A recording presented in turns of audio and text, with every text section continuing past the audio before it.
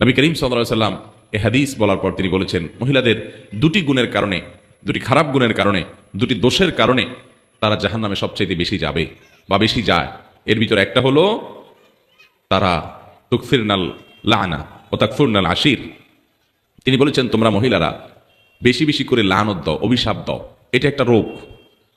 কথায় কথায় এটা পুরুষের মধ্যেও আছে এই রোগ, কিন্তু নারীদের মধ্যে স্পেশালি বিশেষভাবে এই দোষটা অনেক বেশি, যে কথায় কথায় লানত দেওয়া, চট করে রাগ হয়ে স্বামীকে, বাবাকে, সন্তানকে, ছেলে মেয়েকে, সংসারকে, এটাকে সেটাকে অভিশাপ দেওয়া, বদদোয়া করা, গজব দেওয়া, ঠাড়া দেওয়া, হ্যাঁ, এরকম খারাপ উক্তিগুলা, অভিশাপগুলা বেশি বেশি দেওয়া, এটা জাহান্নামে যাওয়ার কারণ।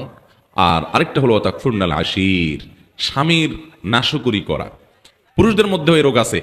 পুরুষও নাশকরি করলে তার ঠিকানা জাহান্নাম হবে, এতে কোনো সন্দেহ নাই। অনেক পুরুষ আছে যে তার মহিলা, তার স্ত্রীর সাথে তার সম্পর্ক ভালো, স্ত্রী সব দিক থেকে ভালো, একদিন একটু উল্টাপাল্টা হলে সে সাথে সাথে সারা বছরের সকল অবদানকে অস্বীকার করে। সারা বছর বেচারি যে ভালো ছিল এটা আর স্বীকার করে না। একদিন তরকারিটা খারাপ হলে আর 10 দিন যে ভালো হয়েছে ওটার কথা সে ভুলে যায়। এরকম নিমক হারাম পুরুষও আছে।